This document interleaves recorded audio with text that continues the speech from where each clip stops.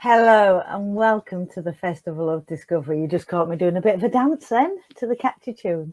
It's really nice to welcome you back to the open mic stage and to our stories on the stage as part of the Festival of Discovery. For us at Eden Project Communities, it's really important that we give our stage to powerfully ordinary people like ourselves who are making a difference where they live. And I have two wonderful guests this evening, and I'm going to start with my very first guest, the pretty awesome and equally fantastic Maff. So welcome, Maff. And Maff, would you like to introduce yourself and just explain why you might be here?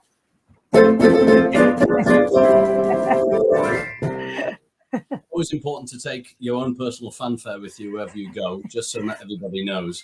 I'm Maff Potts, and I'm part of the Camerados movement, a social movement that I started in my own bedroom about 6 years ago, and I'm pleased to say it's popping up all over the UK and around the world as well. That's fabulous, and this is very dear to our network and Eden Communities' heart about simply having conversations. Now, Matt, you've got some pictures to show us, haven't you, as you chat through. So this I've just popped up says public living rooms. So I think maybe a little intro into what a public living room is and what on earth is a I can't even say it, Camerado. Yeah, it sounds like a chain of Mexican restaurants, but it isn't. I thought it's hard to explain sometimes, particularly as it's not rocket science. It's not new really, but we've just given it a cool name and a badge. So I thought maybe if we talked about the public living rooms, you could see some people being Camerados, and then you could kind of make your mind up from there. So if you just go through some pictures, I'll show you people being a Camerado. That's a public living room just that pops up on a Wednesday evening in a cafe in Middlesbrough. Just keep clicking. That's one that was in a community centre down in Oxford. That's in Baltimore, downtown Baltimore, in a community centre mainly for Black families and Black youth. They've got a public living room there, which is fantastic. Keisha, great. That's the Pavement in Glasgow. For some reason, people in Glasgow, they decided they just wanted to do it on the pavement. So as you do. So when it's a movement, you do what you like. This is Middlesbrough. Anyone who's like me or Tracy and comes from the north of England will know that at the backs of houses, you have these lanes where you put your bins out. And they decided to do a public living room there because nobody knew any of their neighbours. And so that's in Middlesbrough. That's fabulous. That certainly reminds me of a big lunch. And for those who aren't northerners and our southern colleagues, Nout basically means nothing up north. But I just thought I'd translate, but it warmed my heart when you went Nout. Yeah, that's a real world people, and they are Ginnells, right? Yeah, we're going to need subtitles, you and me. So this is a beautiful Indian teepee, you'll notice, and a couple of years ago we did a load of public living rooms in NHS hospitals, 6 NHS hospitals, and hospitals are so vast that a few sofas and some fairy lights would get lost. So we helped hospitals source these teepees, and we had 130,000 people pass through the hospital teepees, which was amazing. And to our big surprise, most of the people were staff from the hospital. We thought we were there for patients having a tough time, but it was stressed out staff. So if you click on, actually, I'm just going to stop you there, Maff, because you were telling me an amazing thing about the sign. And I think that's really quite insightful and a lot. And I think our listeners and watchers will really recognise that about the sign you had outside that and the day someone changed it and the difference that made. Yeah, I mean, one of our big missions is really to be there for somewhere where anyone can go on a rough day. And it might shock some people tuning in, but, not everybody in the queue at Greg's is into community action. Or really wants to talk about their mental health or anything really.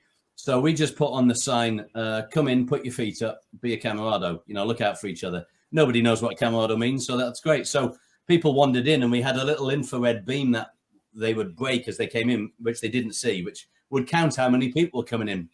And we were getting 1,000 people a week. Anyway, the hospital in one of the hospitals rubbed out the chalk on our sign 1 week, and they put, "It's time to talk, #Mental Health Awareness Week." And in that week, our little counter, instead of registering 1,000, registered 40 people. And I think that says a lot about, people don't self-identify as having a mental health problem. They don't really want to go anywhere where someone's going to be in their face. So you need somewhere where you can just go and it comes out in conversation. I think that just being an open, neutral space is so powerful in communities and hospitals. I'll move on.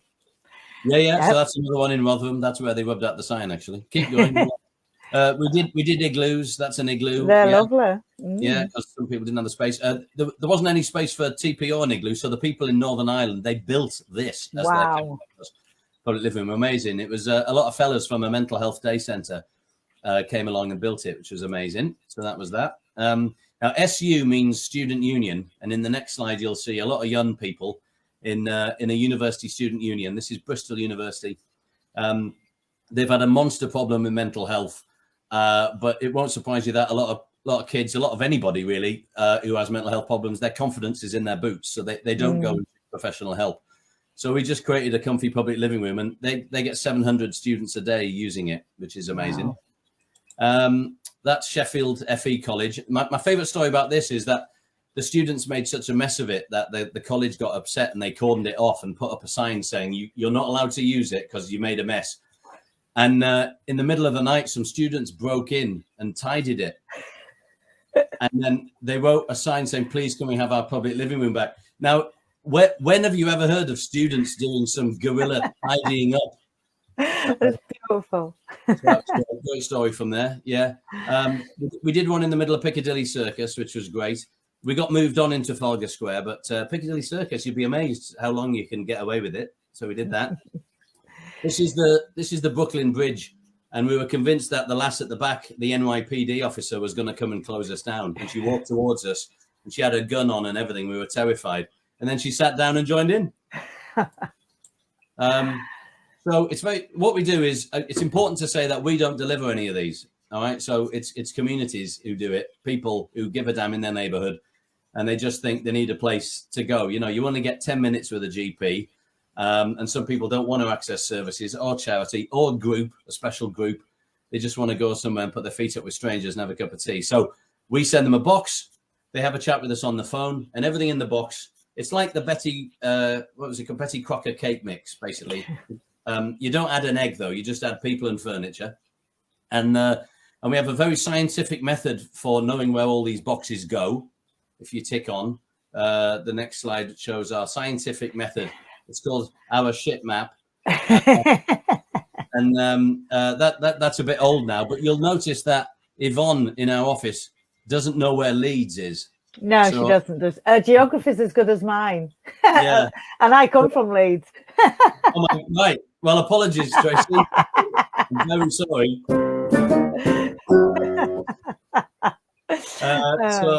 So there you go. Those are public living rooms. You can probably stop there, actually. You can probably stop there. Oh dear. It's amazing. Oh, thanks. Cheers. It is, and as I say, even though Leeds has shifted to probably where I am now, near Carlisle, it doesn't matter. And I know that before the pandemic, you had quite a lot of public living rooms, and then, of course, the pandemic sort of affected some of it. So, do you want to just share about that experience during that time? Oh yeah, well, I want you to imagine that your entire mission is actually about reducing social distance between people. I don't have to imagine, mate. Yeah. Hold on a minute. It is. It is. Carry on. Well, in fact, the reason we love you lot is there's not many people can understand what that felt like. But I mean, you folks are the exemplars of it. I mean, you're everywhere, and so you wake up one morning and suddenly it's been banned. I mean, like it's illegal. So your whole mission is suddenly illegal, and that we never saw that coming, obviously. So we sort of cried for 2 days, and then the benefits of making this a movement and not an organization is we don't have to have all the answers. So what we did was we just put out on social media, help, what do we do? We haven't a clue. It's very important for us to admit that we don't know what we're doing sometimes. And a Camerado in Berlin got in touch and said, I run my whole business online. Let me create an online public living room. And that's what we did. We called it Spoon Room. And it was a Zoom call where you bring a spoon because it's very important in Camerados to be silly at all times, because to be silly is to be human. But the spoon was also useful for waving when you wanted to speak, because Zoom is a bit cacophonous. Anyway, it was amazing. There was suddenly a spoon room in German, in Portuguese. There was one in Hawaii. People would just ran their own spoon rooms. And my team run a couple a week, and it's been a bit of a lifeline, actually. But I'll be honest with you, we've slightly had enough of Zoom. No disrespect to everybody watching through their screen, but now beats face-to-face work. So I'm very chuffed to say that there's a real appetite for public living rooms again, and we've got almost 50 back up and running. And that's, we didn't make them, the communities decided. That's really enlightening and actually really reassuring for me to hear, because I think what we've noticed working with our network member and our community members, that actually there's still quite hesitance of people coming out. So people are fearful, and some people have become quite comfortable with their own company and being at home, and to the point that I'd say some people are quite institutionalized. And I think it might be a harder thing to get people to come out and connect with each other again. So maybe informal spaces like what you're doing and with the public living rooms might just help ease people back out into their communities. Well, we have noticed that a lot of people are doing it outdoors, Tracy. Yeah. So, because they know that some people are a bit nervous. So, I mean, obviously it's getting a bit cold now, but some people are doing it in the park, and did it. I was in Wythenshawe yesterday, and they did it in a big shopping centre. But yeah, so some people are doing it outdoors. But I think for me, it's just I'm so chuffed people want to do it. I think they miss each other. People need people. People definitely need people, and I think that's what we are designed to have. And I think it doesn't matter that it's cold. You just put your big coat on. Come on. Used to it. Okay. On that note, I'm going to pop you back in the waiting room and bring my other guest. So this is the most beautiful Diane. And I had the joy of going to Diane's big lunch 3 years ago. I think we were just trying to find out where that was. And it was such an inspirational event, and it was lovely. But that's not just what you've come to talk about, but it's so wonderful to see you again, even if I can't reach out and give you a hug. So Diane, would you like to introduce yourselves to the wonderful people watching this today?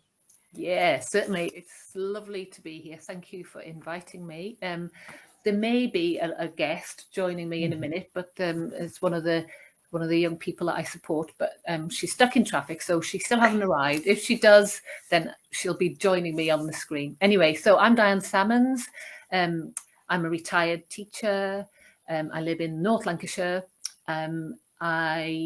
I've got a lifelong love of street parties from being very small and loving it. And so, yeah, I began to have street parties even before the big lunch was in coming from Eden. So on the street where I lived, and yeah, I've lived in this village for like 44 years, so quite a long time. So yeah. But you moved streets, didn't you, Diane? We did, yeah. And there's a film, if anybody wants to see a bit more of a longer version, that on the Eden Project community site, a little film that you made, which was lovely. But yeah, we moved streets. But on the street where we first lived, there was a young man who loved street parties, because the ones that I used to run, it was tended to be for the royal family, really, and big events like that. And then he said, we started having big lunches, and 1 year, because it was a tricky year for me, I'd lost my dad, and I didn't get around to organising it. So that's when it all began. He said, we've not had one this year. Why have we not had one? And I said, well, we're not too late. Why don't you organise it and I'll help you? And there begins the story of transforming me organising big lunches to supporting all the young people to do the organising themselves. And it's been transformational. It was incredible when I went to visit. There was all these young people in T-shirts. I mean, and some like 5 or 6, you know, going to each other's house, organising things, running raffles. And it was their big lunch. It was really, really beautiful. So how's that developed then over, and how did you get through COVID? Yeah. Well, I've just got, because I haven't got all the Eco Gang with me, and I brought the this year's banner that they made. Every year they make a banner to hang up. So we've now got 4 years worth of banners. So all their portraits are up here, and they love doing this. It's part of what we do when we're planning a big lunch. So it was a really successful big lunch we had this year, and this is a banner from it. But so yeah, it was after, I think, the second year when the children were organising it. We sort of divided up roles. So somebody was in charge of promotion and posters, and somebody was in charge of entertainment. So Abby, who was 6 at the time, was in charge of entertainment, and they really sort of embraced their roles so well. So yeah, we aged from about 6 to 17. Then I suddenly thought, we were having a meeting in my greenhouse, actually, planning one day, and they were talking, and I felt sadly their level of anxiety, and this was a few years ago now, about their future and about the planet. And so I thought, gosh, at the end of the big lunch, they'd organised it so incredibly well. They'd worked so well as a team. What do you think about how about transforming ourselves? We still do the big lunch, but we'll become something more, and helping them to channel that energy, but also that heavy burden that they carry into something positive. So we became, well, it was Harry who decided what we were going to be called. We were called the Eco Gang. And so, yeah, we've got about 12, 13 children now, and lots of mums and dads who support us when we do our actions. So. And what sort of actions do you do then as the Eco Gang? Okay, so last year, even though it was lockdown, we did some great stuff, and there is a film, and I'll pass you the link to put on the website. One of our gangsters is a brilliant filmmaker, Freya. So she made a film last year. She hasn't finished it for this year. So in that, she's done mentioned about the big lunch. We do plant swap shops. I think I've got a photo of that. Yeah, we all plant our seeds. Yeah, that's the one we did in lockdown. That's a setup before it was open. We were all having to socially distance. But we've had another one since then, and it's been so good. Lots of people came from all over the village and beyond. So it wasn't anything about money. It's if you haven't got a plant to swap, that's okay. Just take what you want. And people kept coming back. It was just so lovely. And they said, this is such a lovely thing to do. So we plant up, and so that's all part of the green growing and stuff. That works really well. We do litter picks. What else do we do? We've been involved in the beginning of the RSPB are looking at developing a site near our village, which is lovely. And it's going to be called Wharton Myers Project. So they're getting us involved in that, which is exciting. They seem to have some sort of magnetism, being young and dynamic and passionate. People seem to be keen to get them on board, which is brilliant for them. It gives them such status. And I think it's something we lose as we go through life, is that playfulness, that energy, and that hopefulness that children just have. As adults, we're like, oh, that can't be done because of this, because of this, because of this. And we list all the barriers. Whereas children and young people and their imagination, there's just that positivity of going, yes, you can do this, and so much more. So it is great. I mean, I have to say it was a bit of a knock during COVID. They were zoomed out because they were at home, and so they were being zoomed for school lessons and things. So to try and maintain it was a challenge, but we managed to do. We had a moth night. We had we've also got involved with the wildflower project up at their local school, which is really good. So even though it's been a challenge in lockdown, it still worked really well. And I tell you what I love best of all, even in between the actions, we've got a WhatsApp chat. And so often and you never know when it's going to happen. Somebody will have taken a photograph. So somebody who's 7 might say, "Hey guys, look what I've just seen on my drive.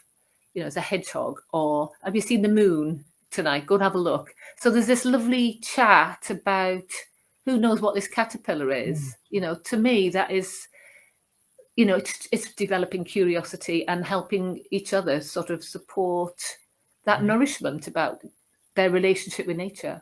I think those young people are just going to have such a foundation for when they sort of grow, and I think hopefully they'll be our next policymakers. Absolutely, because I was thinking, you know, really change, the more I know about since COP26, and we've got to grow it from our communities as well. We've got to be the change, and you know, there's nobody better than the children who, and also transforming their anxiety, which is getting bigger by the day as they watch the news. Transforming it into something positive. I'm going to bring Maff back in here because I know he was listening very enthusiastic, and I think just going back on that anxiety before we move on to fun. I mean, eco-anxiety, I don't even think was a hugely known phrase, and it certainly wasn't used with children. And now, you know, we hear a lot of people talking about the anxiety that children feel. And I think what I find inspiring about both your projects is it's very simple. It's all about bringing people together. We had a session earlier which says beautiful things happen when people come together. And they do. And I've also heard someone say over the last few days that the scientists have done their job. It's now for the artists, the communicators and the storytellers, and those people to invest in our future. And I absolutely see, especially that investment in young people, as that investment in our future. I know you're listening intently, Matt. Do you have any reflections or questions you'd like to ask with Diane? Well, mainly, I wish my kids were in Diane's community. I want my kids to be eco-gangsters. Yeah. I love how you said gangster there. That was brilliant. They sound amazing, those kids. But then we had a similar experience, you know, working with primary schools. There were 7 Camerados primary schools where we were talking about what Camerados believes in. We've got these principles and stuff. And we did school assemblies. And the kids, you know, primary school kids, they just get it. I mean, like quickly and straight away. And we were talking, you know, one of the things we talk about is how to connect really well, you know. So, you know, it's okay to disagree with each other. And you say that to kids and they're like, well, yeah, we know that. That's fine. Yeah. It's not a thing. But adults kind of have a bit of a thing about that. I don't know when it happened, but the state of public discourse at the moment is that if you don't agree with someone, you don't like them. And that's just not the case in the primary school. And so they're some of the best humans that we've met in our movement in primary school. They so embrace diversity, and it's just that fresh. We somehow things change when it comes into secondary, but it's just trying to capture it, and you know, and trying to get the balance is also interesting because they're full of life, they've got hobbies, they've got school, they've got family life, and trying to make a little space for Eco Gang. But we do it, and it works. Beautifully. It's beautiful. I just put that about Sam saying how she just loves how playful that it is. And then Lucy Boots, who I believe was on our stage last year, has said, Maff, please come and see her. I think the Camerados to come visit. Definitely. I'm there, put the kettle on. Well, in true style. So just thinking about what we've... Oh, sorry, Diane, were you going to say something? Here she comes down. Oh, lovely. I should just be able to peer. But just while she's coming in, I think it's Eden that launched the phrase human warming, because it was when global warming was just starting, and I loved that. And it's That's just great. so linked with Maff's work. Yeah. Come on in. This is Nicole, our extraordinary climate activist. Yeah. She's a wonderful role model for the best climate activists. So this is Maff. And this is Tracy. I don't know whether I once met you, but I did come to a big lunch 3 years ago. And there's some wonderful people there. You might have been one of them. Yeah, and Nicole does all sorts of talks in schools about. You tell them quickly. Well, a couple of I can't remember off the top of my head, but a year or a couple of years ago, I went into a couple of schools to do a climate change talk about the Amazon rainforests and the threats to the Amazon, or the forest fires, and I sold some pebbles at a school fair there as well. To just raise awareness. I guess those pebbles were ones you painted? Yes. Yes. Oh, excellent. She's a wonderful artist. She's just, I'll blow her trumpet. She's just won a design T-shirt for the RSPB. So if you buy a T-shirt, it says "Wild is wonderful," and it was Nicole's design. Oh, well, and now I didn't know we're having stars on the show. I wish you'd have let me know, Nicole. Nicole, I was just going to ask, so we've been chatting about how you get people involved in the climate and in their communities, and how it's better if we work together. What would you say to the grown-ups listening? I mean, I think your generation probably have it sussed when they think that they can't do anything. What would you say to them to do? To help the planet? Yeah. Well, first of all, I don't go to school. I'm homeschooled, and I've never been to school. But I know that school has a curriculum, and climate change isn't on there. And my auntie applied for school, and there was a class, year 5 class, and they knew absolutely nothing about climate change. So first of all, I think everyone should be educated about climate change and know what it's about. Yeah. Do you know, that is absolutely, I think not only are you going to be award winner for your T-shirt, I am hoping and praying that you are one of our future policymakers, because Prime Minister. Prime Minister. Nicole the Prime Minister. Nicole the Prime Minister. We'd be on a straight and narrow then, I tell you. I'll vote for you. Yeah, I'll vote for you now, darling. Is there an age restriction? I think I absolutely think we can learn so much from the minds of young people, because I just think we get our minds closed as we get older, and it's really important. And I'm sure you, Diane, are kept very young and open-minded with being a gangster. I want to be a gangster. I'm honoured to be sort of a. They call me the responsible adult, but I'm probably more of an irresponsible adult. But it's great to be hanging around these guys. I bet it is. I don't know. I'm very jealous now.